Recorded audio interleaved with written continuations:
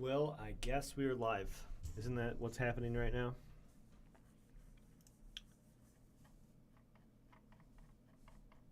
I'm just, oh, I realized I didn't capture all the nameplates here for everything I'm going to be sharing today. I'm just giving this thing a minute to fire up because I know there's a lag.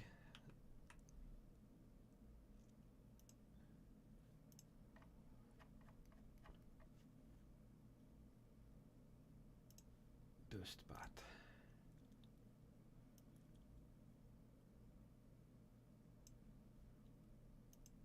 Looking at Trench Crusade. I mean, haven't we all, buddy? Haven't we all?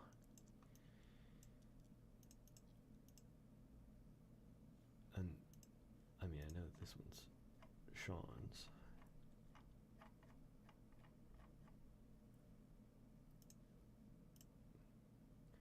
I usually spend a decent amount of time like browsing back and forth through these, thinking about what I'm going to say about them, and then also like laying them all out in Photoshop so that I'm prepared. And I managed to skip this step on every single one of them. Must be absent-minded today.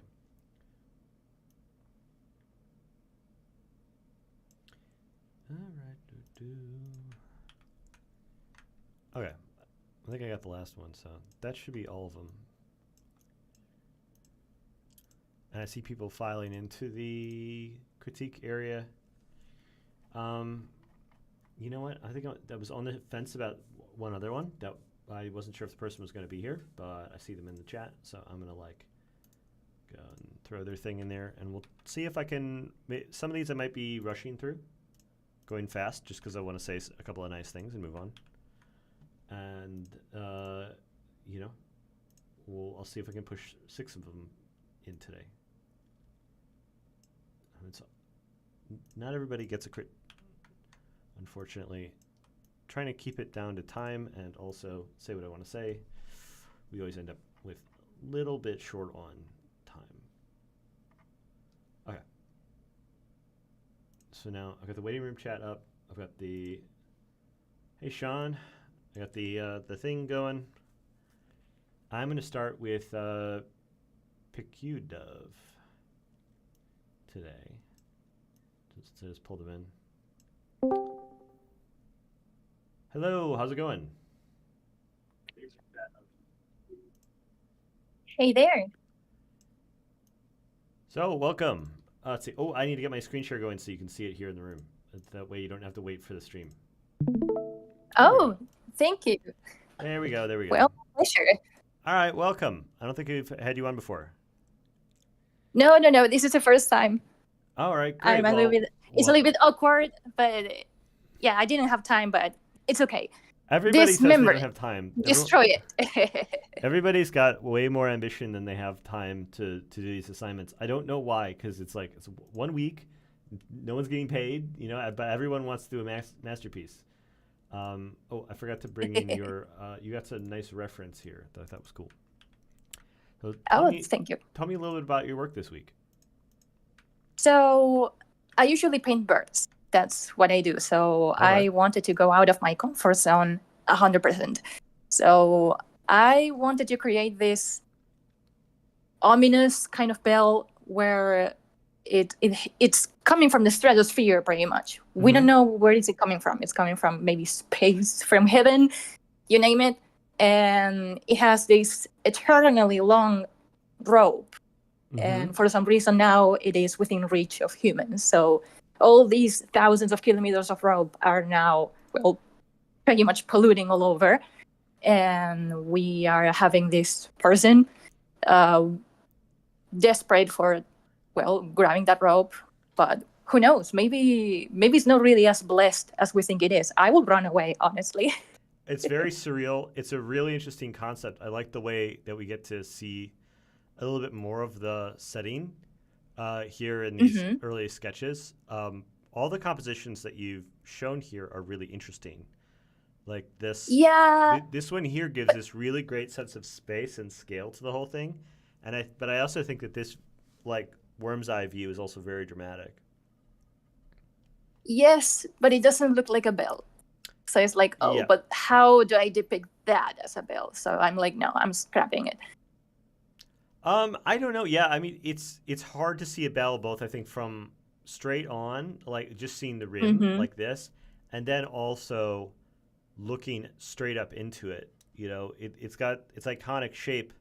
Doesn't really get staged in either of these, but it's one of those things where if it were an animation, we would have an establishing shot. You know, maybe we don't know what it is when we first see it, but then we get an establishing shot to show us like the scale and like indicate what it is, and then we get to see these dramatic shots around it. It really does feel like it's part of a larger storytelling moment, whether a comic page or part of a storyboard, more so than an individual illustration. Wow, I'm flattered. This is my very first time doing this stuff. I just paint birds without backgrounds, but Really? I really wanted to try a background for the first time. Well, you're Yeah, kind of I mean, I overshooting the mark, I listen. think. I'm listening to videos, while I'm working, but it's Huh? kind of like a passive learning. You're not really watching them. So Yeah. I I really wanted to get uncomfortable here, and I definitely was. Well, it looks like you had fun with it. I mean, that was something that stood out to me is that like this isn't something that you're doing just out of a sense of obligation. Like, well, this is technically fulfilling the brief. Like you have this whole story that you've dreamed up. I can tell that you've thought about it outside of your time working. That let's like, you're it's kind of high concept.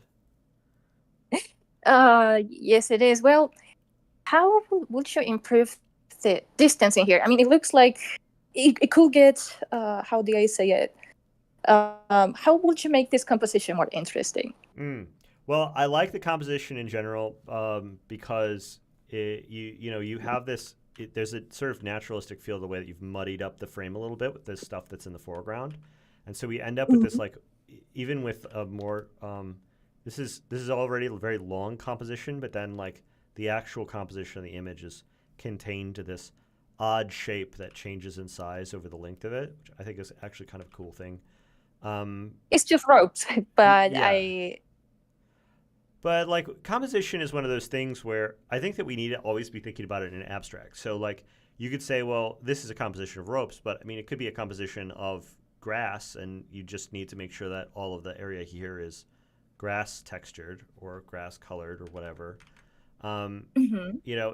I think that starting every composition off as an abstract, um, and then figuring out how to justify the areas of composition, the different areas of value, and to create different senses of space is like is what the job really is. Because I think that oftentimes when people are struggling with this, it comes down to the fact that they've sort of predetermined what they think they want in the frame.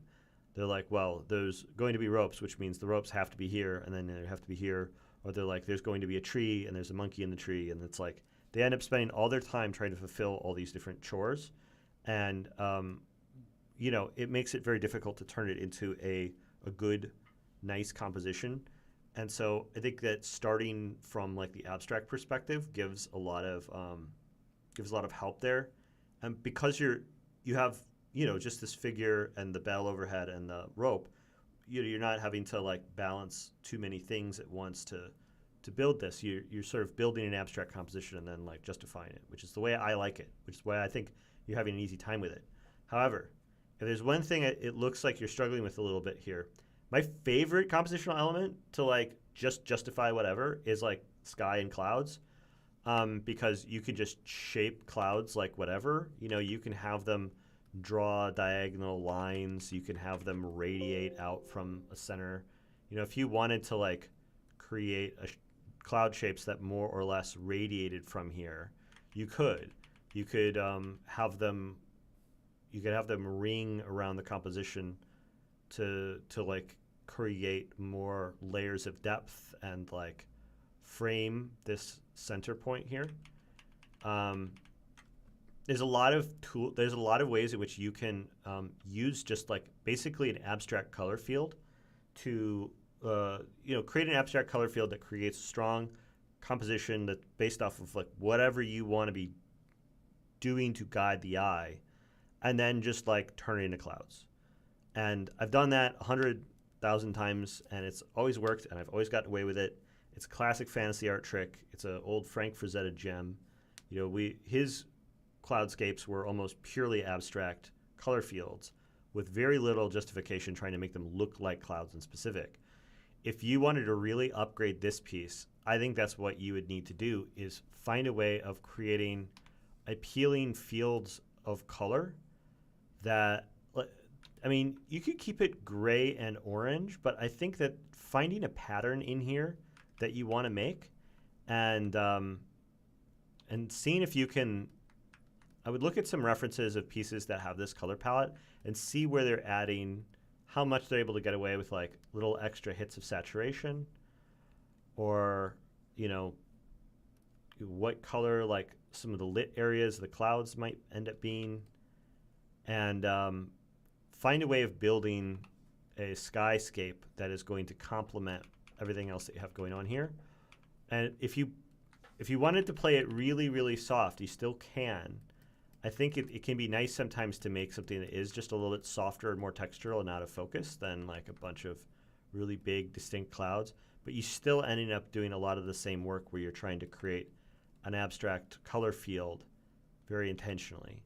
And it just doesn't feel like the clouds at this point have like fully coalesced into the kind of composition that you're aiming for. So it's something that you could experiment with very loosely, you know, without having to like dump a ton more time into it. I think that spending time like figuring out how to fill your rest area with something that creates a little bit more space and interest is going to be well worth the investment. What do you think about that? Wow. So you're maintaining the values. The values are not modified. It's just saturation here. The values are pretty close. I mean, right now the colors that you have in the background are they're pretty desaturated already. I mean, outside of this corner here, everything starts getting a little muddy, and like, so that your most saturated colors are like already outside of that space. Finding where the values remain the same, but the saturation goes up on this color picker is almost impossible because it varies depending on what the hue is. So I'm not trying to maintain it too specifically. I just think it's one of those things that if you wanted one more tool to play with, you could keep the hues pretty similar while finding ways of varying the saturation, and you would be able to like go back and forth between your grays and your oranges, and like you just have more range to be able to do that without having to like mess with any other aspects of the image. Amazing. And I would like to ask, because some questions are just depending on the maturity of the drawing, how many hours are you just dedicating it to rendering it. Sure. But how would you make this bell to look more distant without modifying its size? Well, there's two things that I can think of off the top of my head. It's a challenging, you know, the biggest thing you can do to make something look like it's the right size or the right distance is staging. Like you need to be able to have something that shows like, if we can see like a tower that we know is like a certain size and it goes in the distance and it like, you know, it goes very thin and we realize, oh, this is even further away than that. You know, we might be able to get a sense of it. You know, having something that like demonstrates scale going into the distance is what most scenes typically do to establish a really extreme scale. But like with this upward shot, it's one of those things that we lose. We're not going to be able to do it terribly well. And so that's why I think that playing around with the clouds might be useful. The two main things I think you have an opportunity to do here is, one, add more atmosphere. You know, you have having it be pure white is tough. Pure white at like a really large distance like this is going to come with a really big, colorful like halo. It's gonna sort of really put out a lot of additional light that's going to scatter around it, and so you're going to end up with a bright, fairly saturated halo around the thing. But if you wanted to really push it back, I mean, dulling it a bit and pulling it behind that color will push it further away. So coming up, like playing around with the values and the colors to try to make it appear as though there's more atmosphere between you and the bell would be one thing. The other thing is something that is a really common mistake, which is that whenever you have any kind of like line or chain or whatever that goes really far into the distance, there's only so far before we just like can't see it anymore and it just disappears. So the fact that like we can see this wave here and we can see this wave here, we know that this is from here to here is like one person height. And then how much is another person height? Like here? And then even if it starts to like recede, we're only, 50, 100 feet in the air at this point, right?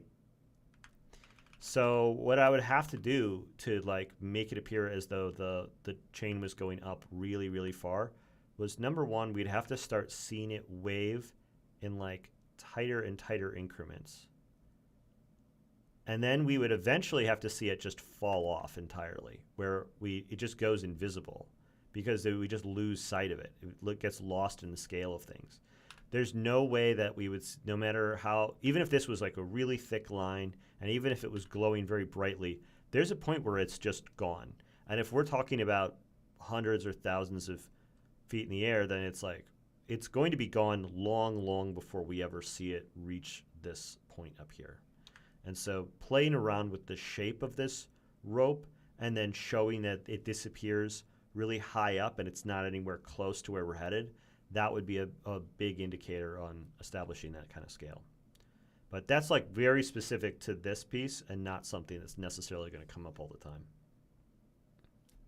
No, but it's amazing. This was one of the main challenges. How do I make it look like it's far away? Yeah.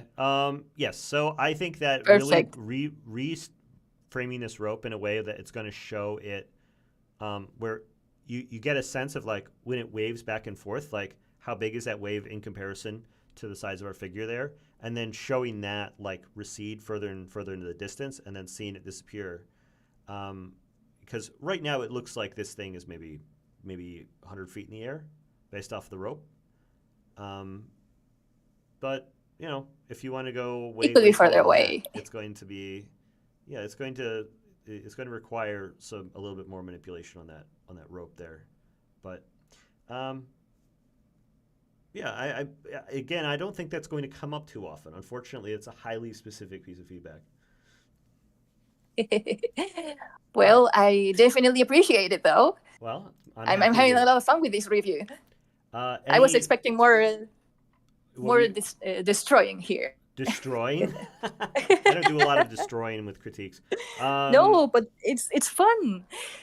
I don't know. It's not my favorite. Thank you for joining me. I got to move on because I'm blowing all of my time budget here. It was a pleasure to meet you. Thank you so much for your time, P.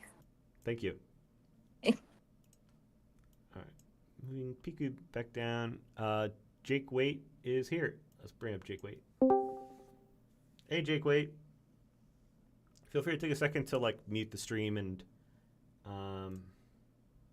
Yes, I'm like a couple seconds behind on it. Hello. Yeah, hi. I know it's like it's jarring. People are like watching the previous crit, and all of a sudden they're like in the room with me. How's it going? Yep. Good. How are you? I'm doing excellent. Tell me about your experience on the assignment this week.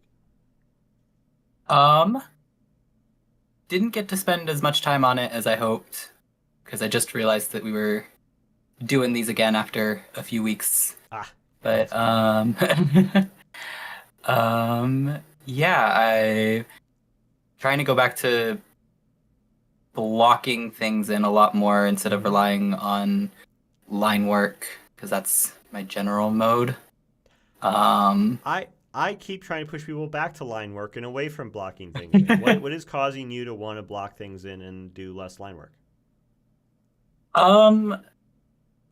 Mostly I think it's trying to render more because when I do line work I'm cell shading and things always end up feeling a lot flatter than I want, which even with this piece I still feel it is very flat. Yeah, I think that's the main reason. Okay. My case against blocking things in is that it ends up being way harder to figure out what that thing is by carving up a big block of random color than it is to like sort of move through a drawing, like apply Losing the value. structure of it. Yeah, applying value to the structure of the drawing, because like drawing is like all structure for the most part, right? Like you sometimes will shade in areas and be like, okay, well this is going to have a shadow in it, but you're not having to like work out all the lighting. I really like breaking things into separate steps, and so doing the structure in the drawing first, and then like the lighting and value as a separate step, where I'm building up the drawing into a painting, makes my weak brain much happier. I think that when it comes to carving up big shapes into like rendered lit objects, like you kind of have to do both at the same time, where you're figuring out what the values of the thing are, but you're also trying to figure out what the shape of it is all at once. And it just feels like more bandwidth than I've ever got. So when people tell me, they're like, oh, I'm going to try to do it the easy way and just like make a block of color and then try to like carve it into a painting, it sounds like I'm someone out there will disagree. Someone out there that is the only way that they can think about art. But I think for most people, I think it's actually the hard way. I will say I did start with like a pencil sketch, and then built that into these are the shapes that I want, and then turned those into those blocks and tried to create volume and form in them. Yeah, I think flat. I mean, just going from a drawing to flats and then adding in like more form and lighting from there is normal. It's just you were talking about flatness overall. Like you got this background. The background is very like a series of very flat objects. We've got these green, they look like cubes. Yeah. And then, flat floor, and then we have these stairs and the arches. But like every single element in it is kind of flat color already. And it makes it a little tougher to ask ourselves like, okay, well, where's the lighting going to be in this scene? Because we've already kind of established like these are the values of these things. I think sometimes it's easier to figure out in like larger, more holistic ways. Like I want a pool of light on the ground. And so starting with like a pool of light and, saying I want shadows in the corners, and start with shadows in the corners, and then kind of carving up establishing the broad space of the thing first, and then sort of like subdivide it down into being like, okay, well, these corners, they should have arches in them. And then like this, floor is going to be broken up by some pillars. But trying to like flat it all out and then build lighting separately, it feels like you kind of have to do the same work twice, because you're going to have to go back and like kind of mess around with everything after this also. Starting loose and like just getting a sense of the space in the abstract first can often like lead to conclusions about, oh, well, if I want it to be dark in the corners, like what if there were like big windows with stars behind them in there? And like it, creating the composition of the thing first before trying to work out the logistics of where everybody is in it. If it's not if you have a big open environment and you're trying to place characters there and there's multiple characters interacting in a very specific room, you need to do all this planning a lot more intensely. But if you have like a painting that's mostly about a character, like in this case, cropped in pretty tight, you don't really need to like, I think, plan ahead too far. I think you can start with your composition and really figure out what serves the character the most, and then justify it however seems fair to try to like accent the work that you're most interested in. Okay. Yeah, this was very character first, background almost an afterthought. but it feels like you the background's haunting you a little bit, so that's why I'm bringing it up. Yeah, I feel like it detracts from it. Okay, great. Any questions that I can answer for you about painting in general, or like stuff that you're struggling with? I'm happy to answer whatever you got. I guess the main thing I struggled with this, like with the character itself, was designing elements for it that would make it feel more unique and less generic. Sure. I guess. Like the bell feels very generic. It feels like flip art kind of what you would expect. I have wisdom on this. because I've done lots of designing, and I got to tell you, I've had to deal with this problem over and over again, and it is sometimes it can be a stressful problem to solve. Okay, so there is a part of our brain that goes, all right, draw a bell, but cool. And that part of our brain is fucking stupid. Like, it's terrible at art. And so sometimes we just hand that part of us the wheel for like a really long time. We're like an old man, a cool old man, you know? It should be an old man, but he should be like cool and unique and extra kick-ass. And nothing happens. Like, there are no ideas. There's nothing that arises from that. It's like, it's just not good direction.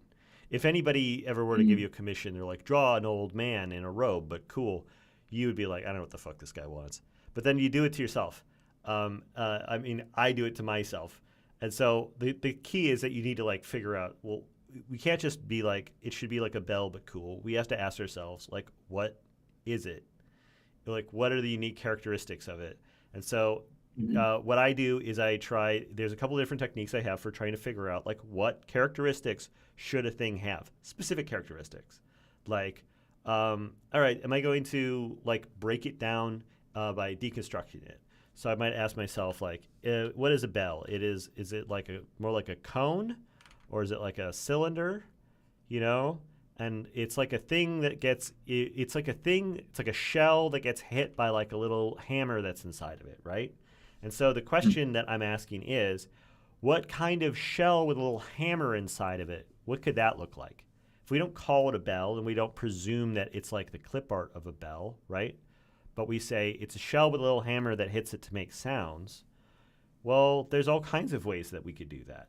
And so thinking about all the different shapes that could be a shell that gets hit by a little hammer in it could give all kinds of new ideas. What if it's like, instead of a solid shell, what if it's like a series of like tuning forks that are all like arranged in a circle, and then there's like a little, you know, pendulum that goes between them, and then they're held together by like a little lattice thing at the top, and then, you know, what if that's a bell, you know?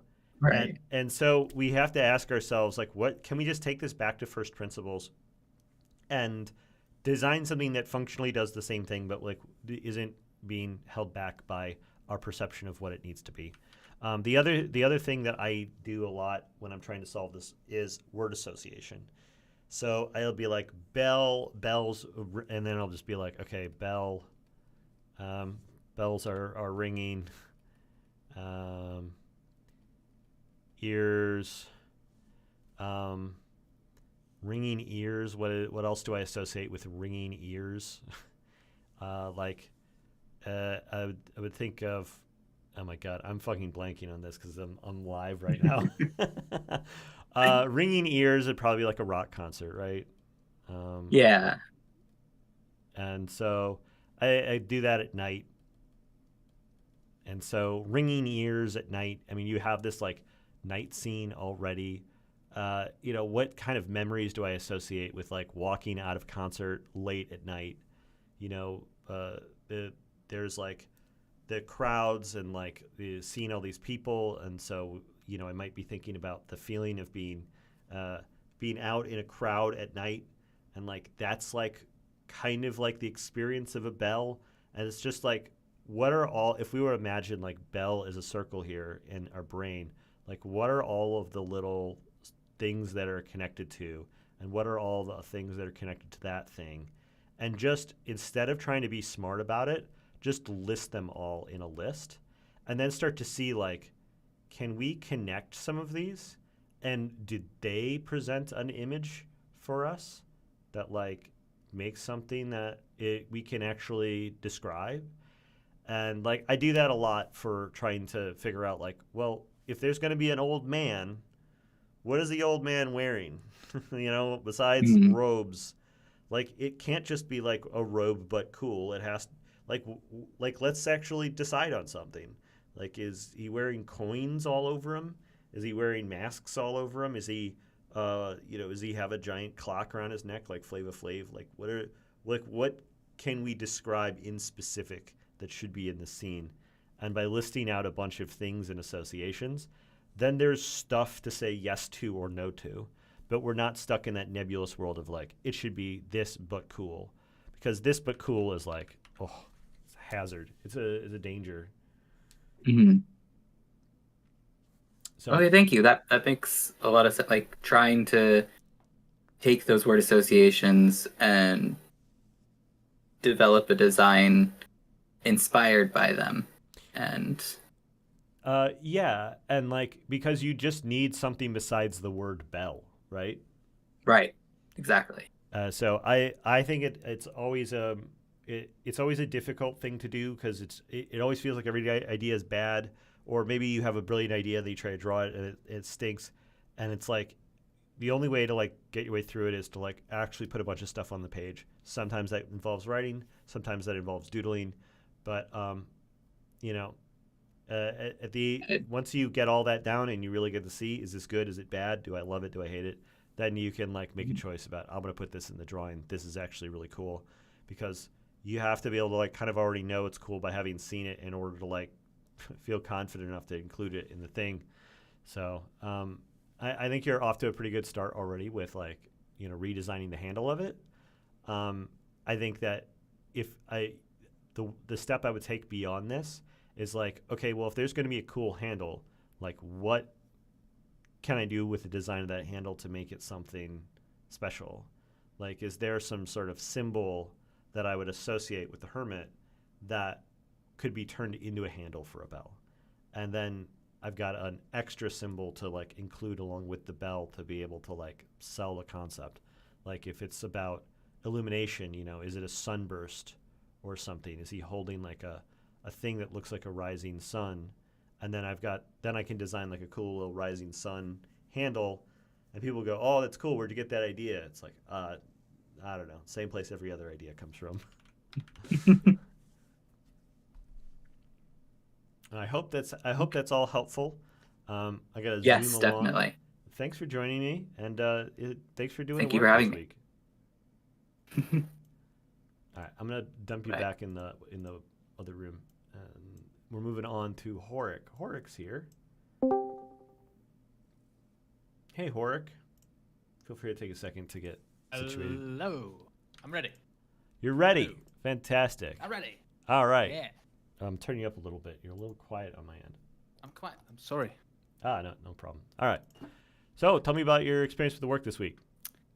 Well, tough as always, because my creativity is very bad, and the advice you gave to the last guy, it's super helpful to me, because my brain is like 99% of time when I'm trying to be creative, just that. Yeah, really trying to be helpful. creative where you go, okay, brain, creativity time, give me good ideas is like never worked, I think, for anyone. Like getting specific about the creative process is like the path forwards as far as I'm concerned.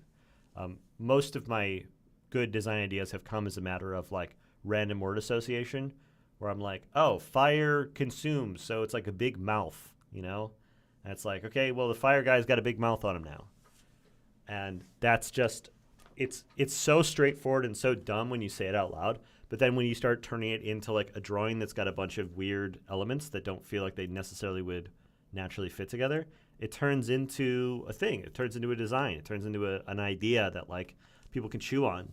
And it's so much better than like that feeling that you get when you just desperately want things to be cool and badass, and they're just not, and you just wonder how anyone ever does it, Yeah. I have to try it. So I see that you did a lot of work this week in preparation. It looks like you had you took a 3D model and you did a sketch based off of it. Yes, exactly. And then you got it you're shooting it from this ambitious perspective. You got a thumbnail laid out for the background, and then you have like a plan for your guy going in. Did you end up taking this drawing and did you end up doing a more detailed drawing for the main guy, or did you go straight into paint? No. I don't know like why, but like when I'm thinking about characters, I just like I have like zero ideas, and it feels like that armor is such a tough thing to think about. So I was more like thinking about the like, how would I say it? Like the feeling. Uh-huh. I like basically like didn't care too much about what the character is going to be, but I like had like sort of this like vision of, you know, this guy just standing there, something like very obviously bad behind him. So like my focus wasn't to design a cool armor, but it was like to get the feeling on a canvas, on a paper, I don't digital PSD file. Yeah. So the point that I was kind of most curious about was with the background. You have this sketch that's based off the 3D model. I really like the sketch, actually. I think it's giving a really good sense of like the building and the scale, and like you seem like you're getting the perspective. And then when I see this, it looks like you threw the sketch out. Yeah, the perspective is bad. I know. I when I was trying to like redraw it, I failed.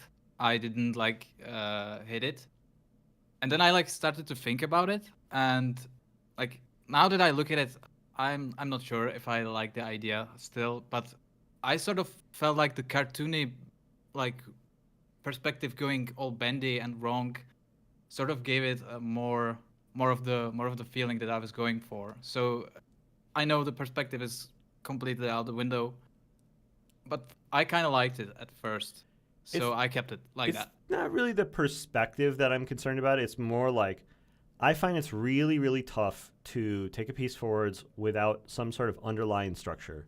And that can be photos, it can be 3D, it can be a sketch, but something that like holds the whole thing together, that's established early in the process. And what I see commonly, and this is why I was picking your thing out, you're being used as an example for something I see a lot of, which is people will work really hard on their sketch, they will plan everything out, and then as soon as it gets to painting time, they paint really thick with really scratchy brushes, and it just completely wipe over all of the preparation work. Like, and it feels like you've done that. Am I correct? Sort of. I think like I didn't do the sketches just like to finish this piece. I was like trying to like learn something from it. So that's why I basically like did the first one, the like the orthographic basically, or what is it called, the full building, just to like get some ideas, just to see how the thing like looks. And I think I never had like the intention to like keeping all the details. I just drew it because I saw it in the photo, so I just wanted to like do a full drawing, and the intention was never to like have all these details. But yes, maybe if I kept more of it, it would be nicer. But I see that it feels like you have a drawing that's starting to come together here, and so like what I'm telling a lot of people is like spend more time with it at this phase, because there's a lot of exploration to be had here. Before you get to painting, it is a lot easier to play around with, you know, oh, do I want to do like a really skewed perspective? Do I want to have these towers be really thin and pointy, or do I want them to be more wide and like normally proportioned? In this original drawing here, you don't really have these side towers at all. And it's like, it's really easy to like play around with all this stuff at this phase and like really invest in it. And then that investment pays off once you get into the painting, because it ends up containing a lot of the painting choices, all of the values and the hues that you want to be bringing in to establish like more space, more lighting, you know, surface detail, materials, all that kind of stuff that you can do with painting. And like getting that way, you kind of distribute the load of like doing what's easier to do with sketching during the sketching phase, and then easier to do with painting once you get to the painting phase, and to just try to leverage as much advantage as you can out of each of the different steps, because you know you just end up having like when everything gets kind of dumped in the lap of the painting, where you have to figure out like what's the perspective, what's the colors, and then like when you have really loose edges like this on top of everything, you then are kind of having to like do every step of the entire creative process simultaneously, like right here in this medium that, you know, you're working, even the very best digital painting tablets are like less precise than traditional like paper. So, you have less fidelity, but you're also putting more on load on yourself, and you have less to rely upon. And it becomes really hard to kind of refine a piece from this point. And I see it happen over and over again where people are like kind of halfway through a piece and they're like, I can't figure out how to finish it. Like, what do I do wrong? And it's like, I think the struggle often comes from putting too much on the digital painting step, where it has to be everything, all of the steps like combined, like it's gonna emerge magically. And I think there's just like so much advantage to be had working here, and I feel like you started to get it. And I don't know, like these towers, they're fine, but I don't feel like they're so much better that they deserve to be taking the place of the drawing that you had already started. Okay. Yeah, I see what you mean. I hope to get better. Well, you don't need to get better. Next time. I think if you were to try to get everything that you wanted in the earlier stages, you'd just be easier. Like, the point of this is not to necessarily level up a skill. It's really more about trying to lower the difficulty on yourself so that you can just go further with the same skill set. Yeah. I see what you mean, because the drawings, I basically had to stop drawing digitally because it was so hard for me. So now I just draw with a pencil. Yeah. And I guess it really makes sense that going into and just doing painting is not gonna be making things easier for me. No, and immediately, I mean, with the main character in the foreground too. I mean, you don't necessarily need to draw it over the top of this here. If you wanted to draw it as a separate thing, but again, playing around with what is this helmet going to look like? What's the armor going to look like in general? Once you get to the painting step, it just becomes easy. You just go, well, I know what he's supposed to look like already. I just need to get the lighting right. And you then, if you are going back and forth, when you put it in paint, you're like, well, maybe his helmet is shaped like this, but then maybe I don't like those eye holes, and then maybe it should be like this, but actually maybe the head should be like an eagle shape, and there's a giant bird on his head, and then you're going back and forth, and it it's tedious to do, and it gets messier, it gets looser, and I have walked that road so many times, and I just go, at some point, I just need to be more serious, and just get my sketch right so that I don't end up feeling so dang lost, and just makes the whole process easy. Especially since you seem like you're pretty good at drawing in pencil, so I have a feeling that if you can leverage that strength, you're gonna have a much easier time with your painting. Yeah, I really have to get into it, because this whole process, I basically took it from Nicolas Uribe, because I've just started watching his Patreon, and he does these for every painting. He does basically he takes a bunch of photos and he just draws them until he understands it. Mm-hmm. So this was my first time trying it, and I really just hope that this whole process I'll get more under my skin and used to it. Yeah, I think this is an excellent way of doing research, and then once you have the research done, you can use that to leverage in the painting, and that's my main point. Is the jump from here to here, and being able to bring that value with you is the main thing that I want to advocate for. Yes, thank you for it. All right, fantastic. Any questions for me before I let you go? No, I don't want to take more of your time. Thank you a lot. Thank you, Horik. It's great to see you. Dump you back here. Dr. Sensible, and bring Gabe up. Hey, Gabe. Oh, hello. Hello. How's it going, Pete? It's going pretty good. I had your YouTube video up, and then I lost it. Here we go. We got the YouTube video. Nice. Tell me about your work this week. How'd it go? I think it went pretty well. I was trying to, I guess, rethink about my process, and I've come to a conclusion for myself, which is nice, which is that I really benefit from having a clear picture in my mind before I start anything. Oh, interesting. Just in terms of really thinking about what I'm gonna do. I think I might have romanticized the idea of people just throwing a bunch of shapes on their canvas and That then is a something way. magically happening. There's a whole school of thought that that's what they do, and I don't know how they do that because I don't think it's never worked for me. It doesn't really work for me either. And maybe one day I will. I think my goal is to keep trying stuff. I'm not going to tell the people Um, that do it that they're doing it wrong, but I will propose alternatives for everybody who's struggling with it. yeah, and that's the whole thing, right? It's like what works for you. So like I think the two things that I was cognizant about for this one was to go back to my strength, which is drawing Uh huh. as the foundation. I am very impressed with Um, your drawing on this guy. I think the drawing here is really strong. I love how much character there is in the drawing of the main monster guy here. Getting that early on, it's just what I was talking about with like leveraging the strength of the drawing inside the painting. Like that's mhm. it right there. So the time you spent here is time well spent.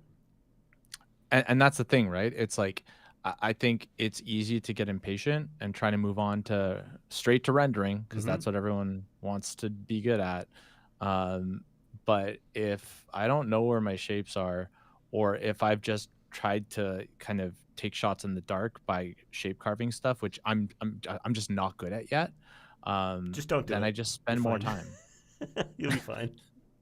Yeah, I'm just better at drawing. So those are the two things. Like I thought about what I wanted to draw. I talked to my wife about it, of just like throwing ideas out there of like, what if I did this creepy anglerfish thing and it's luring people with this bell and there's a light coming. And I just by talking through it, I figured out a lot of stuff before I even sat down to start drawing.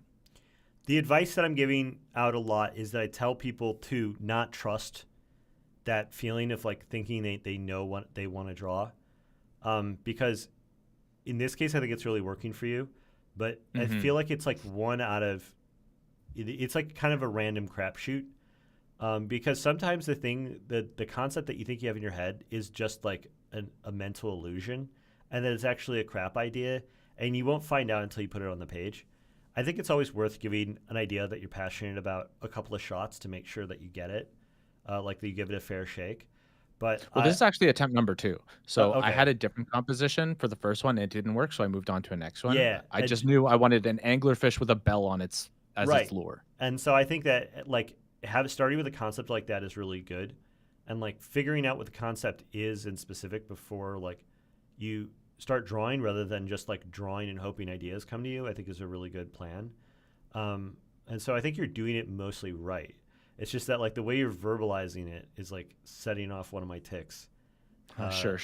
so um, the other thing I'm noticing that I would recommend you do something different is like the way you're building this background where you are outlining every little element in the background at the beginning prior to sort of building the light more holistically feels like it's a Hmm. little backwards and is getting you into trouble.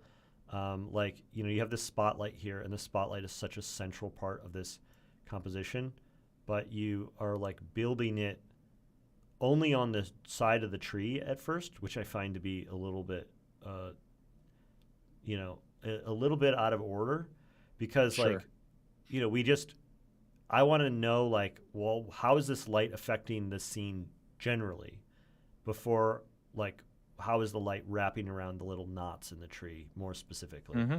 So just moving more Yeah. general to specific with the composition, I think is going to make the process a lot easier on you because you are jumping the gun a little bit on like where you're getting to some of these more specific elements, and then it's making it tougher for you to work out exactly how does this align with like the way the light is on the ground. I mean, there's something strange about the way it kind of falls off when it hits the grass, Yeah, sure. and that's just I think because it's like it's being addressed in pieces where each element is Hmm. kind of getting its own shading and rendering separately, and makes it a little bit harder to tie the whole thing together. Yeah, I think I do end up mostly correcting that as I go on, but yeah, it was definitely a little bit It, of it just takes a more laps. You just end up having to yeah, do more corrections and take more laps on it, and then I a little think like disorganized. the end result ends up being a little less coherent, like where everything all fits together. Um, and so if you had done it where because you're getting this like broader sense of space like in the background as you get towards the end here, But I think if you'd started with it in the beginning and then kind of carved the trees out of it, you would have been able to get there twice as fast.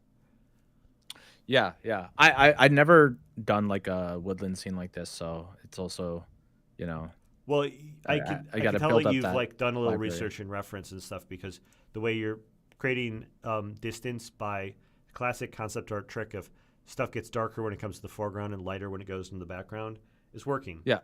And you are also overlapping a lot of the trees in a way that, like, the default is to make all of them run perfectly parallel, and it looks really odd. But the way you have them actually like overlapping and building branches that overlap each of them is adding a little bit of naturalism to it. You could take that even further if you wanted to. Again, if you thought about it more as like a complete composition of value, you would be able to like pick zones where you wanted to have the generally lighter, generally darker, rather than working out the individual lightness and darkness of every element, and that'll like give you a more clear, holistic sense of space. And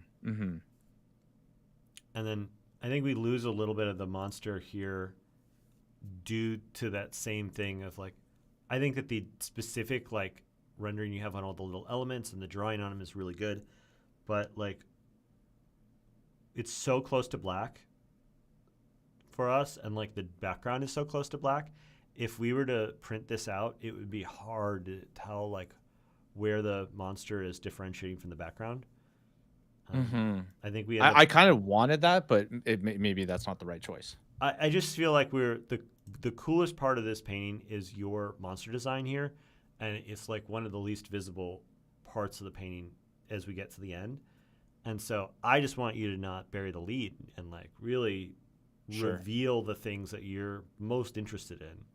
Because like if we were to look, you know, the issue is like we know that you're interested in the monster design here, and the concept of it is very clear. But then as we get closer to the end, the part that has all the contrast is this tree. And the tree ends up being the kind of star of the show as opposed to the monster. And the tree is just like not as interesting, you know? Not to be too critical of your tree, but it's no monster. I mean, it's like all this dynamic contrast across these trees here makes it so that the piece is like neither really about the monster or the guy or the path. We're not even seeing so much of the bell, and so just framing the composition around the elements that you're most interested in without worrying about the kind of logistics of like, well, if the light was this close, you know, how bright should this actually be? And like, look again, zooming out and looking at the larger scope of the problem. How much light do we want on our monster? How does that layer against the background? What does this pool of light look like on the ground more generally? These are big questions that have to do with like the part that the viewer experiences most when they first see the image.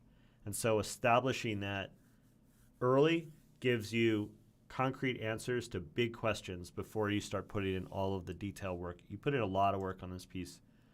And if you put it all in that context, not only does it happen faster, but like the final read is going to be a lot clearer. Yeah, that makes sense. Dark scenes are tough.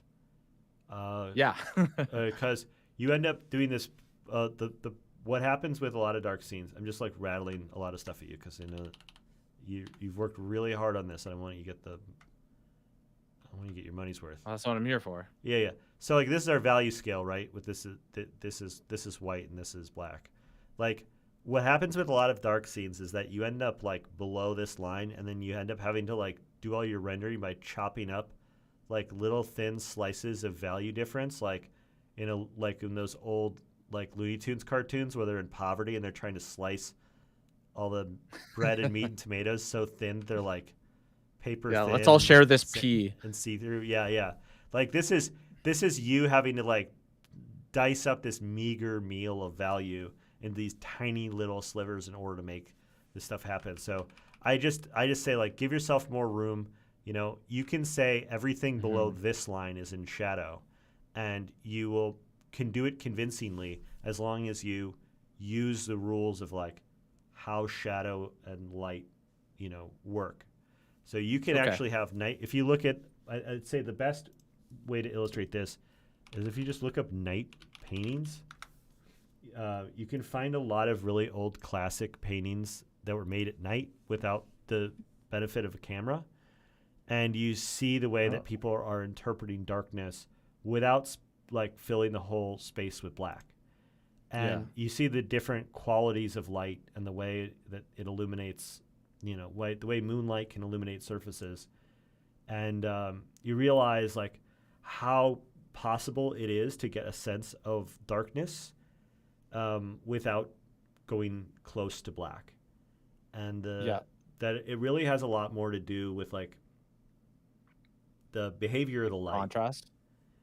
You know, it's not just the contrast. It's like when something is brightly lit, we can see a lot of like local color and surface texture, and when something is like in the dark, we see it more in silhouette.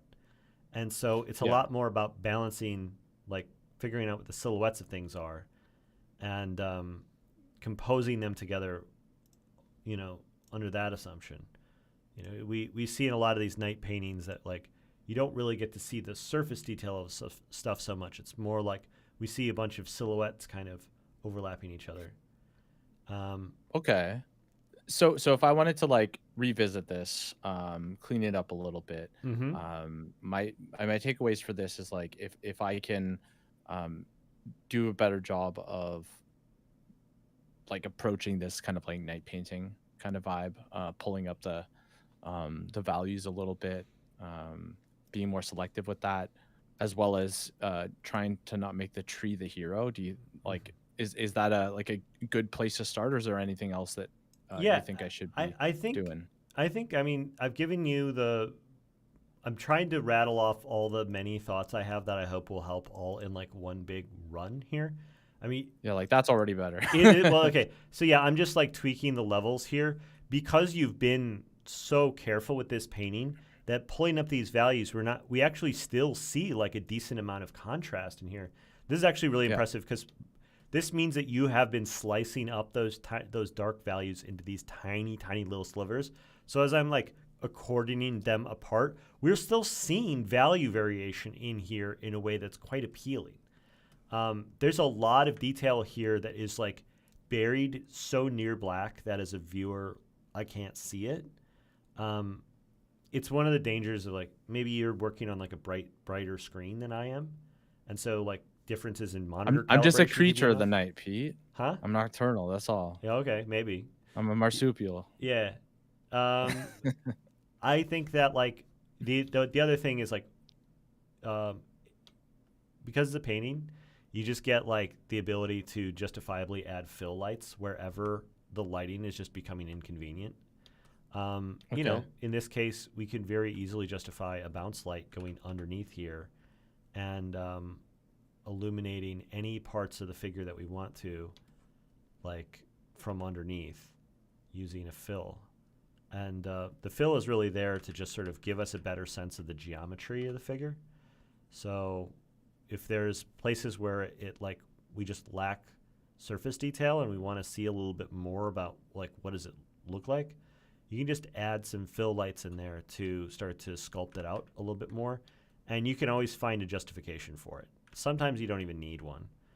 But I mean, in this case, like if you wanted to add fill lights from underneath just because it's like all bouncing from the spotlight here, I think it would make total sense. And then you could even have the figure be illuminated kind of brighter than the background and have the background be darker. I think that having it be really dark with a brighter background is probably the right move. But yeah, having everything push all the way to black in a lot of cases is tough to pull off. Picking where you're going to go absolute black, I think is really important. And then when it comes to like really extreme lighting scenarios, you also have to consider light bleed as well. Like you can flatten some areas out by just having like lots of light bleed come off of this. It's just going to end up bright lights in the dark tend to get a lot of bloom in them. Let me see. There's a reference image I was just looking at in one of my things that like I thought was really cool.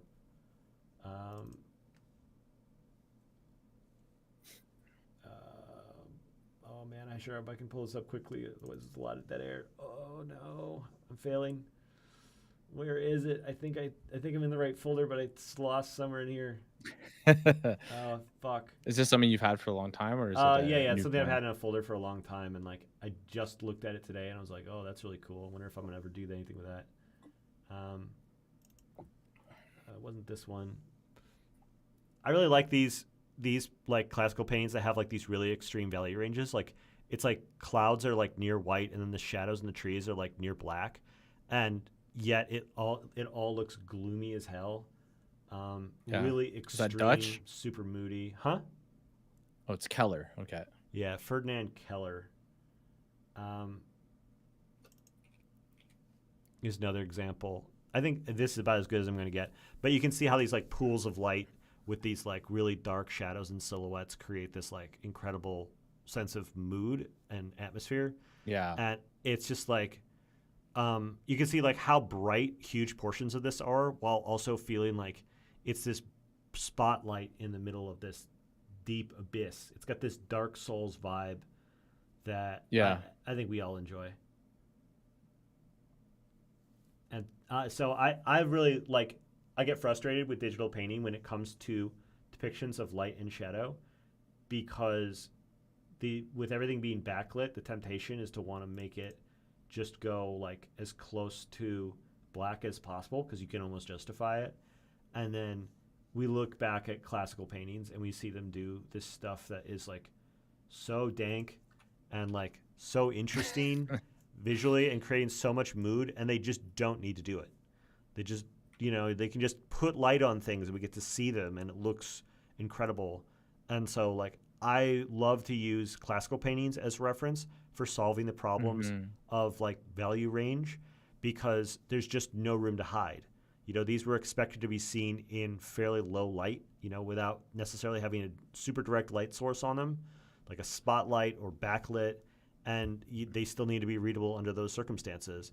And you see this stuff in museums, it still looks fresh when the painter like is just good about these things. And so I think looking to those for solutions on your lighting is going to give you like way more mileage than looking at modern digital painters. Okay. All Okay, right. that's great. Thank you, Pete. Great. Any specific questions before I let you go? I'm running way over on time. No, I'll let you get to the next person. Just thanks. I'll make some peace of this All right. piece. Thanks, Gabe. It's always great to see your work. Awesome piece this week. Thank you. Talk to you soon. All right, bye. All right, who's up next? I got Sean. Sean's chilling. Hey, Sean. Give Sean a second to get on the mic here.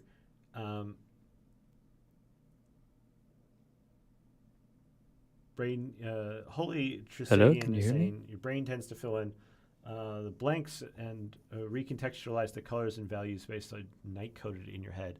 It's true. Hey, Sean, how's it going? Sorry, I interrupted you while you were speaking. No. You also did a night scene here, so this is relevant to the conversation. So I saw you tried a bunch of different ideas before settling on this one. It looks like you were working on this assignment really hard this week. Yeah, I just I wanted to keep going with the drawings and see what came out, and I ended up settling on that one in the end. I don't know if that was the right choice, but it felt close enough to the best amongst the group. So Well, I'm really impressed, man. I really want to bring you up today to say that I thought you did an awesome job on this. It was cool to see that like some of your ideas, you came up with this one idea, like a dragon with a bell around it, and you came up with some like really extreme versions of this concept, and then you just like trashed it. And then you got this like kung fu person with bells, which is kind of what I was imagining when I was thinking about this concept. And you're like, yeah, fuck that. And then you got this troll guy with bells, and then you got this goblin guy with bells, and then it feels like a million miles away from the piece you did last week. And I just was like super impressed with the level of like quality you were able to produce with your painting this week.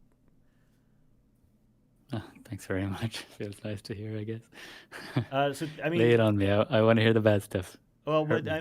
I'm curious what your experience was with it. I mean, to me, it looks like you had a far better time. Last week, you were doing a lot of trying to automate things and find them sort of late in the painting, and I was very critical of that. But this time around, you did a lot of early experimentation. And, yeah, I definitely think. Well, part of the problem last week was I drew on pencil with sorry, I can't speak, with pencil on paper, Mhm. and I was like, oh yeah, that's a good idea. And then I recreated that idea, but not in the right order and not even looking at the original drawing that I had. So Mhm. I think that was why it came out not quite as it originally was when I drew it. So this week I just stuck to the drawing on digital so that I would have it there and could just continue on more easily whenever I found the one that I wanted and felt like I wanted to continue with that. So it's there, so it's easier. I don't need to take a picture or anything complicated. Okay. Well, I'm often been giving the reverse advice because a lot of people are wanting to keep things digital so they can like shortcut the process as much as possible, and it leads them to quickly moving forwards with like weaker digital drawings, and like they're struggling with digital drawing because like it's just a little bit harder to control than using a pencil. And if you're finding that it's allowing you to invest more deeply in your ideas and it's easier for you than drawing on paper, then like go for it. That's the goal here, is to try to work in the way that's going to require the least effort. And it really does seem like you're getting a lot of value out of the digital drawing step. And so I think that you're right on with your choice in this. Yeah, I like both. I like digital and pencil. I get the benefit of pencil as well. It feels nicer. It feels like you have more control. But yeah, I don't feel too much of a lack of control. I'm seeing a lot of this kind of like paint simulation going on, but it looks pretty good for paint simulation. No, it's Krita. It's a new brush pack just came out there recently. It's community made brush pack. It's really good though. Huh. Yeah, it's cool. I had a friend who showed me some impasto brushes, and I thought they looked terrible, but this actually looks pretty good. Yeah, it's made in Blender. I don't know. It's really complicated, but they I made don't know it in what Blender. making a Krita brush Yeah, in Blender exactly. entails. That doesn't make any sense to me. Yes, exactly. I don't know either. There's a video on it on the Krita YouTube channel. If you're curious, they did a showcase of it on the official channel. So Huh. Interesting. it's not very in depth, but it does show some of the process. I think, it's interesting seeing this from you. Like you're somebody who's able to do a very high level of polish and detail, and it seems like by suppressing that with these chunkier brushes, it's you're sort of zooming out a little bit, and I think it might be actually good for your art at some step to like restrict yourself from being able to get too clean like this. Yeah, I wouldn't mind trying to get a bit more detailed on the anatomy, but certain parts, yeah, I agree, need to be left. I think I found when I used these brushes, because I liked the texture, I didn't feel like going in and ruining that. Whereas on the other hand, I might use a brush where the texture is kind of low resolution or a bit blurry. So I feel like I need to go and get rid of that. So I think that helped. I'm not seeing anywhere where the impasto texture looks low resolution or blurry to me. No, I mean in the past on other brushes that I used to use or that I normally use.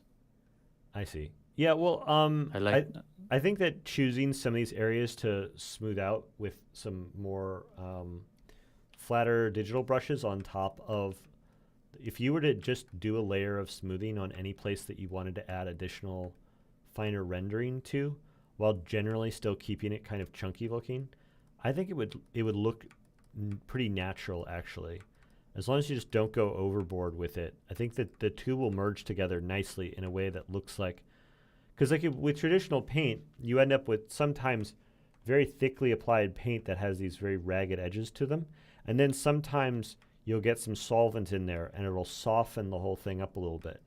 And just by virtue of the material science, you end up with a little bit of blurrier, softer areas.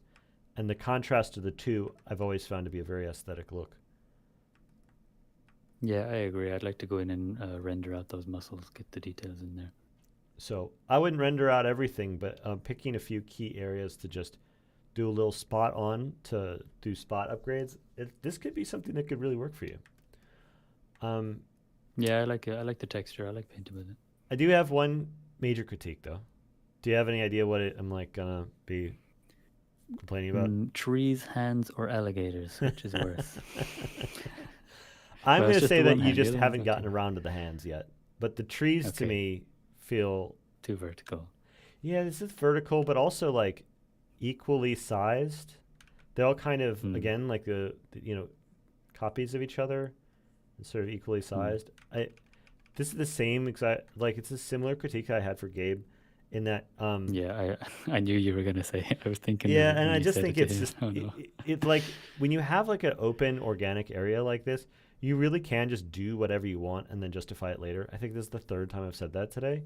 Like you have this like tree canopy that's coming up here, and then you've got this like space going in the background. You know, maybe that's exactly what you want, but honestly, I think that there's probably ways of supporting the composition of your main figure that is going to, just make the eye flow a little cleaner. And so you could have gaps in trees that go up, that even like break up here. And, you can then put the trunks wherever you want, and you can have them, some of them be really close and weird and diagonal. And, trees are extremely flexible as a design element. They run diagonal to each other. Some of them up close will, they'll travel sideways. The tree branches will sometimes go one way and then double back and go the other way. Because, when we're seeing them in silhouette, this might look like it's kinking tightly like this, but if you were to look at it over the top, what you would see is a branch that It's goes going like away this. from the camera. Yeah, I understand. Yeah. And so like when we start drawing trees in silhouette, like they can be like lightning bolts that are shocking in every direction, and it's all totally viable because from a top-down view, we're not going to get all these kind of tight corners in there. So you can really do whatever you want with it, and just start with that abstract composition, and then spend some time picking away to get the texture of it more or less right, so that it feels like the texture of trees, and you and then you're golden. You get to get whatever you want out of it. It's an extremely versatile design element to include. And then when you get close to the ground, you tend to get like shrubs and things where you can again decide like, well, I don't really want to have this line there too much, so I'll just have some like fallen trees and some bushes and things, and be able to like design, what do you want this space back here to be shaped like? How do you best support your central figure? And everything that you want to do with it is possible and allowed. And then when you get to the time where you're rendering it, especially with like loose brushes like these, you can really just like find some nice reference of trees at night and figure out like, well, what kinds of like blotches of texture kind of make the impression of tree branches and stumps and clusters of leaves. And it's a nice, fun, relaxing little exercise that you can get something that feels really full and complete and adds a lot of depth and texture without having to spend a lot of time on it. You've invested the time in this piece very wisely, with all of your focus being on the elements where you're getting the most value out of them. And then, this stuff in the background, you've let it go a little bit, and you can let it go even further. I mean, the main point of it is not that you're not doing enough with it, but that you're, maybe you're attempting to be even more precise than you need to be. Yeah, I agree. I had mentioned about like light bleed, or like in brighter scenes. When you have a character that's like this glowing bright in darkness, you do tend to get a little bit of a halo on them. You get a little bit Yeah, of you're like, right. That thought occurred to me at some point, and I just didn't. I forgot. It's to put one a of the little, things I like shine. to do in my paintings is to like just decide I want to like soften out some edges just because they don't please me. Like let's say you have this point where the back is kind of meeting the head here, and you want to create this overlap a little bit more distinctly. You say, well, there's a lot of light glow, and you just dump the edge. And you have an opportunity to put an edge where you want and and soft wherever you don't want it. And especially when you have like this kind of glowiness here, you can just go crazy. I mean, this is my style that I like to do is just get smoky and ethereal with it whenever it stops being, whenever the edge is doing something that I don't really care for too much. And everyone will let you do it. They let you get away with it. It looks more fantastical, or it's cool. It's a little bit more expressive looking. It's one of those things that like they actually do this to a degree with things like 3D and photography, where they'll like control the lighting to try to reduce the impression of edges in some spots. But as a painter, you get to go all out with it. And so if you say like, well, I really don't like, there's this one clean line that runs up the length of this bell, and I really don't have anything there I want anyone to look at, you just decide you don't want an edge, and you just, even if I do occasionally have somebody who will be in my comment section and they'll say, I found a spot where you don't have an edge. Yeah, I know. I forgot. Decided to leave it out. I forgot to draw that side of the. Yeah, you're right, guy. Yeah, I meant to draw that edge, and then I just plumb forgot before I hit the upload button. But you can see how like the kinds of smears and things that I tend to do, like how they make sense in a situation like this. And because like right now we have like this really intense contrast between the background and the main character here. And then what this does is as it softens that contrast, it just sort of leaks the attention downwards over here where we have just like more interesting stuff going on.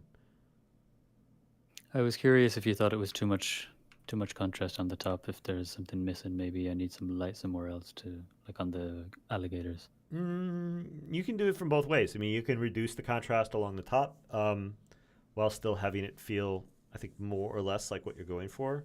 And then you can also find areas where you're going to have like really extreme shadow butting up against these saturated yellows, which I think that you having the saturated yellow reflection on him is a really great creative choice. But, it's also something that you can do compositionally to try to like bring the eye over here, because you have so little saturation on all the other things. It's like we have the saturation on the bell, we've got some in the eyes of the alligators, then we have some on the character here. And so being able to like, I think it might even be valuable to, on a curving bell, you get this like, the highlight right. might not run all the way down the length of it, just because like, the normals are kind of changing as it runs down here. Exactly, yeah. So the reflection might come in from this side, but not at this angle. So it might be a good excuse to bring away some of that contrast there, to pull it up. And then inside the murky reflection of the water, maybe it just runs a little dimmer. And so we can probably pull. Oh yeah, actually you can even get some light along the edge here if you wanted to bring some blue along this side to soften that edge. But you can bring more contrast up into your focal point a little bit. Just sort of hoover it all up tighter into this space, and I don't think it betrays the work that you're doing at all. Yeah, no, I agree, and it shows the form of the bell better as well.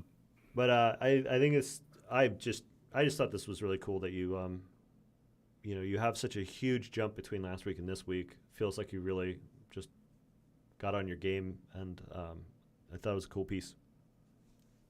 No, thanks very much. Is All right. there Any questions?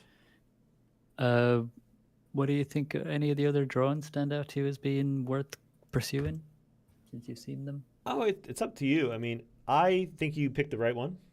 I think it's the most interesting piece. I mean, by most interesting, I think it has a personality, a vibe to it. Like, Yeah, it had a story. That was kind of why I Yeah. went for that one. like pieces like this where it's like a weird looking guy with some props don't really hit me as much as like something that feels a little bit more narrative. I think that this dragon being dragged down by the bell is really weird, but I don't really know what to do with it. Yeah. I really think you picked the best one, and I think that if you treat all your drawing, every time you go to a drawing, you just like keep doing them until you get one that you know that you can push forwards with. I mean, you sound unconfident in your choice here, but I think you nailed it. Yeah, I think I agree that I chose the right one. I just wonder if any of the rest of them are worth pursuing. Probably don't not. know. Actually, the one that I chose came from the reference originally. I saw that pose in a reference. I was like, okay, that I have an idea from that, Oh, whatever. which is kind of cheating. but That's also all the masters have done that too. Don't worry. yeah. Yeah, doing it the cheap way is fine. Doing the cheap way is justifiable. Don't worry about doing it the cheap way. Don't worry about Yeah, as like long as you're not trying to force it. yeah. When you're really trying to force it, you're in trouble. And when you like have a vision for something and you start to lay it down on the page and it's coming together nicely, that's what we want. That's what we want every time. Yeah. If you can do that every time, you'll never not be able to finish your pieces. You'll always have these finished paintings. They'll always have something to them. Some people will like them, some people won't, but you'll always have like new finished work that's coming out that like, you know, you don't know how it's going to be received, but at least you can stand behind it. And I think that I don't know. I think this is great. I think it's a cool painting, and I think you know how to take something like this even further if you want to dedicate more time to it. And you know, I'm excited to see you do more imaginative work along, you know, the same process, since you seem to have got it dialed in. Thanks very much, Pete. I've taken up way too much of your time. No, it's been my pleasure. All right, man. I'll see you around. Have a good weekend. All right, one last one. Even though we're 20 minutes over, I'll make it 30 minutes. I just want to bring up Dustbot's piece here. Let's see. Dustbot, bring him up. Dustbot, how's it going? Going pretty well. You said looking at a lot of Trench Crusade stuff, huh? Yeah. Yeah, aren't we all? So I don't really have a lot of crit. I just thought it was a really cool design. And Thank you. you know, the question of should I do this in pencil? Should I do it in digital? Is something that has been going back and forth with a lot of people, you know, in this class, but also in my mentorships. And I was just struck by how strong your drawing was here. It reminds me of some of my favorite pencil artists, like Steve Prescott. Oh, wow. It's just like really cool proportions, lots of little symbols, you know, individual ideas, like the broken sword, the cracked bell with the candles on top of it, the bells wrapped around the character, the proportions of the character, the sensor. You know, it's like the fact that you have like interesting stuff going on with the flowing fabric. The flowing fabric is not just like hanging out, it's kind of got its own personality as well. Just making a meal out of every piece of it and adding in a lot of stuff packed all into one character design. I just thought it was an awesome character design. And, you know, I think your drawing skills are so strong that like, I think it really just like comes together in an excellent way. And I just wonder if maybe you're is the roundabout way of like getting to the one thing I might have as a critique, which is that I like wonder if maybe like when you take these things into digital, you're maybe doing too much painting.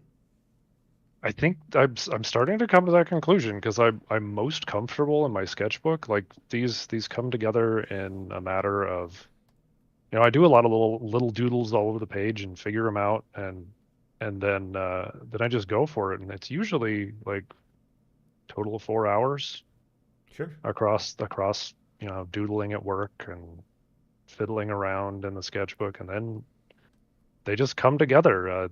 The biggest struggle that I have, it ends up getting a good clean picture where I feel comfortable with like the pencil work. Yeah, this photo stinks. I mean, yeah, I have a cheap scanner. I had a friend over and he's like, "Oh, nice thin scanner. Is it any good?" I was like, "I don't know. I know nothing about scanners."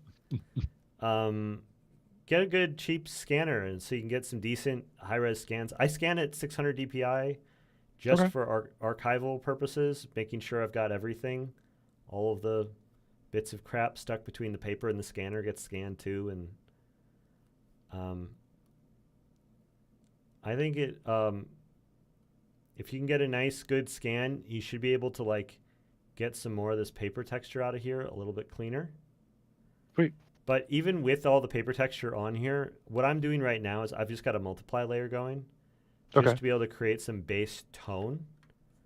And so you see now that I've got like a little bit of a silhouette going, I'm just like putting in like a light gray and just glazing it in. It's easy from here to kind of like with black and white to just build in a little extra volume on top of what you're already getting from the drawing without losing the drawing. Awesome. That is always something that I want to get better at and try to maintain the drawing because I love my stupid little sketches. I wouldn't call them stupid. I love your sketches. I've seen some of your sketches before and I had the same impression. I was like, this is Dustin's sketches? These are awesome. Like, I feel like your sketches are much stronger than your digital paintings. And I mean, I mentioned Steve Prescott. Steve Prescott's an excellent painter. He's a famous magic artist who does acrylic by trade, but he does all his concept art in pencil. And like, he's just one of those guys where he can like go and do a whole gig without ever moving outside of like, a number 2 pencil and printer paper.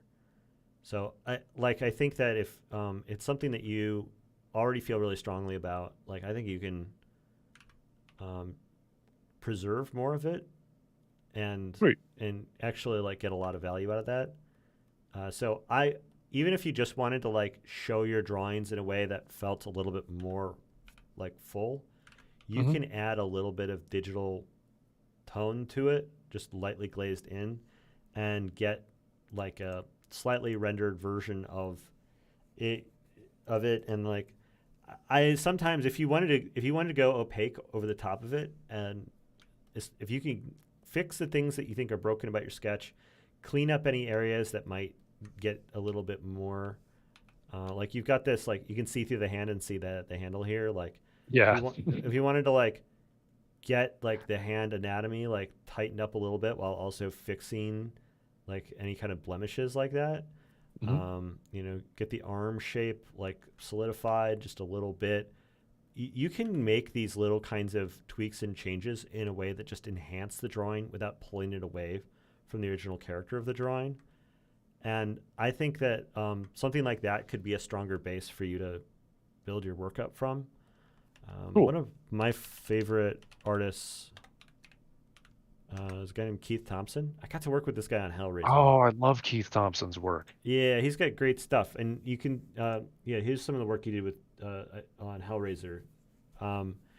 He does this kind of digital watercolor over the top of pencil drawings, and you can see like so much of the character of the original pencil drawing showing through. And then it's not intended to be realistically lit. It's like stylized watercolor, but it's being done digitally. And it's really super efficient for doing concept art, because he does all his concept art in pencil and then does sort of like digital watercolor over the top of it to give it some, local color and a little bit of extra volume. And it's like kind of all you need. And you can see in some cases it's like, oh, well, when he's trying to illustrate one thing in particular, then that will get a lot of additional tightening and coloring, while the thing that's like less important will end up, remaining more loose and in pencil. And so the pencil, like, it's got a place kind of in the life cycle of the work. And I think that's exactly like what, I would do with this if I were you, where just preserving more of it through more of the finish, more of it show through, because there's so much personality and character in it. You're going to definitely need a better scan to do that. And then For sure. You can start to, pick at the edges to make it so that you get cool effects. Like if you wanted to have the candles really look like they're more lit, you can put white over the top of the paper tone and make it be like almost like I'm sure this is white paper, but you see once it gets gray in like the scan like this, it ends up working kind of like tone paper, because then you can build like white on top of it for like painting in highlights and special effects and stuff, and just adding that like extra little bit of like spit polish to it. It takes almost nothing. Sweet. Well, then, yeah, I'm going to have to invest in a scanner. It's been a long time since I've owned one, and they've all long since passed out of my ownership. Yeah, just don't get one with a printer attached to it. Just get like a cheap ass, whatever's the Amazon recommended flatbed scanner. I'm gonna show you a trick really quick for scanning that I have to use all the time. Are you using Photoshop? I'm using Clip Studio Paint. Oh shit. Okay. So I don't think I can do the channel selection trick. No, it's not. That's not that. It's something else. Okay. Scans tend to come in 2 pieces. Ah. Oh, I did it wrong. I meant to do like a little piece out of each of them. And so you end up tending to get like scans where there's like, you get like one half of it here and then another half of it here. And there's like a spot in the middle that's overlapping between the two. Mm-hmm. And they come in at like odd angles to each other. Like they're always like, they're always like backwards and slightly disoriented. And like a slightly different perspective. So there'll be like inconsistencies that like make it a pain in the ass. Okay. And then like, let's do slightly different levels also, right? So you have these scans that look like this. So you have like, they're not lined up and they don't, and you're just like, okay, what do I do with this? If you select both layers in Photoshop under the edit mode, I hope Clip Studio Paint has this. There's a feature called Auto Align Layers that does exactly what it says it does. And then there's another one that says Auto Blend Layers. And it will automatically like merge it'll automatically delete out portions of each layer to make a perfectly stitched whole from 2 like unaligned, like matching pieces. As long as they're like from the same source material, it'll figure out how to like stitch them back together without having to turn it into a manual project. So like if your paper, even if your scanner's like too small for your paper, you can scan it in chunks, and then there's got to be some easy way to do this with like Clip Studio Paint must have something, Krita might have something. I mean, if you really need to buy a copy of Affinity Photo, I have one. If you really want to stay away from Photoshop, there's got to be a way of doing it to do auto align, auto blend on the layers so that you can get like scans stitched together without turning it into a crafts project. It should only take a couple of seconds. I do at least have Affinity, so if it's available, if it functions in Affinity, then I can at least make the image there. I think I tried to do it in Affinity once. I was like, I'm fully done with Photoshop, and I was like, I found the tool in Affinity, but it was like stronger than the Photoshop one, and I couldn't figure out how to use it. I was like, I'm gonna have to watch a tutorial to make this work. Oh no! And so I was like, I'm just gonna open up Photoshop. It's sitting right here. So, all right. Yeah. So even if your scans don't like, even if you have to break them up into separate pieces, like don't let anything stop you. Like people get stressed out about this idea of like, well, if I'm going to be doing digital art, like, shouldn't I have like a good way of like bringing my drawings into Photoshop or whatever? And I'm like, no, it's like use your drawings. You can take a photo, like if you can get a really good photo with your phone, like it's fine. You can take 5 photos of your phone up close and then stitch them together in Affinity. There's a lot of different ways to do it, and like there's guaranteed one that you can like more or less automate to be under 30 seconds once you get the files opened up to be able to have like it on the canvas ready to roll, because you just don't want to have to deal with like spending time doing file formatting in order to start making art, Yeah. We live in a golden era. Everything is kind of easy if you know where the buttons are. That's true. Well, I'll teach myself how to do it in Affinity Photo and get a scanner. Fantastic. Great. But thank you so much, Pete. I always appreciate the critique and the commentary. Well, thank you. I'm going to move you back to the waiting room. Yeah, of course. All right. So let's see. Let's open up the prompts for next week, and then let's get out of here because it's like I'm running 50% over on my time today. I couldn't help myself. Prompts for free class. Okay.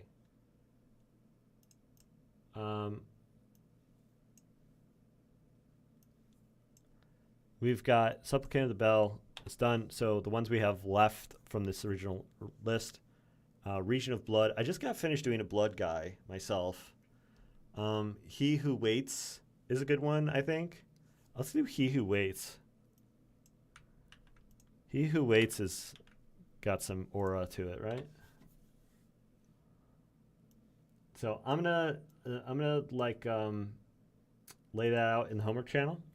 Anybody who's in the Twitch chat or YouTube and you want to join, go find your way over to the Discord, and you can find there's a Moorbacher homework channel in there, and you'll see the assignment. Like He Who Waits, the waiter. Yes, exactly. He's always buzzing by your table asking how the meal is, and you wish that he wasn't interrupting you because you're trying to break up with your girlfriend. So next week, the prompt is going to be He Who Waits. I'll write it all out. I'll put it up in the homework channel right now. Thanks, everyone, for joining us. Sorry for going so crazy over on time. I look forward to seeing what y'all come up with. You've been great. It's been awesome to see what y'all do each week. Have a good one, and